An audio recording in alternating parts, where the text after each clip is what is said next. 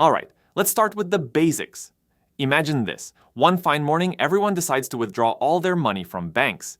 Yep, every single penny. This mass panic withdrawal is what we call a bank run. Sounds dramatic, right? But what exactly happens during a bank run? First things first, banks don't just keep all your money sitting in a vault like some kind of Scrooge McDuck fantasy. Nope, they're out there playing the financial field. Picture this. You deposit your hard-earned cash, and the bank's like, "Thanks, pal," and immediately starts using it to fund things like mortgages for Bob's dream house, business loans for Sally's startup bakery, and other mysterious investments we'll never quite understand. So when you strut into the bank demanding all your cash, the teller doesn't just pop open a treasure chest and hand over your loot.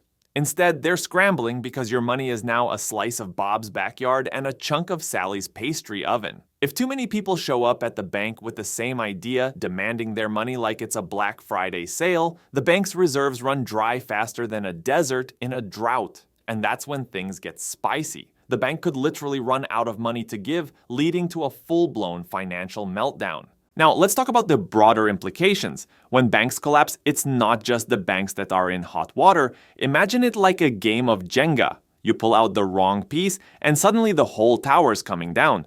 Businesses that rely on loans can't get the money they need to keep the gears turning. Picture poor Tim, who runs a local coffee shop. Without that loan for new espresso machines, Tim's place is toast. Boom, closure, and with it, massive layoffs. Suddenly, Tim's baristas are out of a job, and they're not the only ones. Next, you've got a spike in unemployment. All those folks who lost their jobs now have less money to spend. So they're not buying lattes, splurging on new shoes, or even treating themselves to the occasional pizza night. Demand for goods and services takes a nosedive faster than a lead balloon.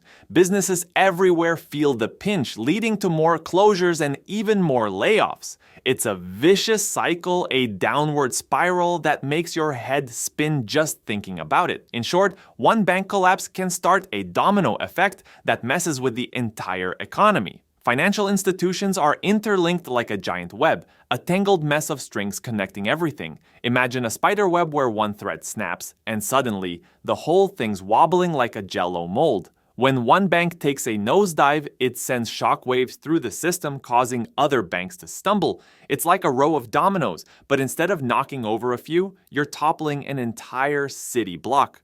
Take the Great Depression, for example. It started with a few banks going belly up, and before you knew it, the whole financial system was crumbling. Fast forward to the 2008 financial crisis. One moment, people are living the high life. The next, they're clutching their wallets tighter than a vice grip because the banks they trusted are folding like cheap lawn chairs. Lehman Brothers, a big name on Wall Street, went under and dragged a bunch of others down with it. The interconnectedness of these institutions means that a bank run isn't just a local problem. It can morph into a full-blown financial crisis. Now you might be wondering, what about the government? Good question. When things get dicey, governments and central banks jump in like a lifeguard at a crowded pool. They might freeze withdrawals to stop the panic, guarantee deposits to calm everyone down, or inject money into the banks to keep them afloat. It's like putting a tourniquet on a gushing wound. Not pretty, but necessary to stop the bleeding.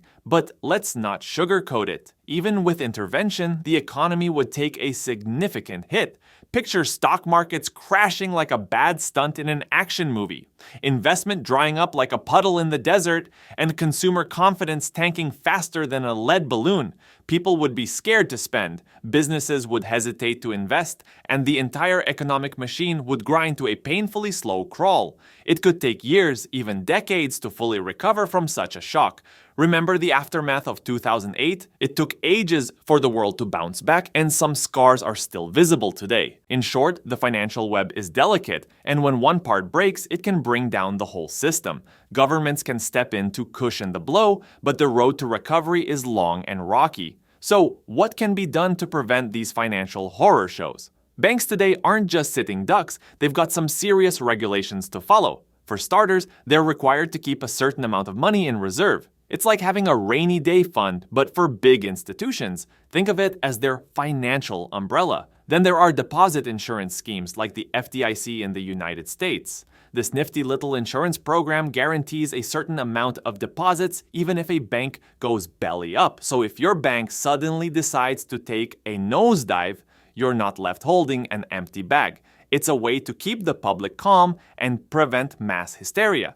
People know that even if their bank fails, they won't lose everything. These measures help maintain public confidence and prevent panic. Because let's face it, the last thing we need is everyone losing their marbles and pulling out all their cash at once.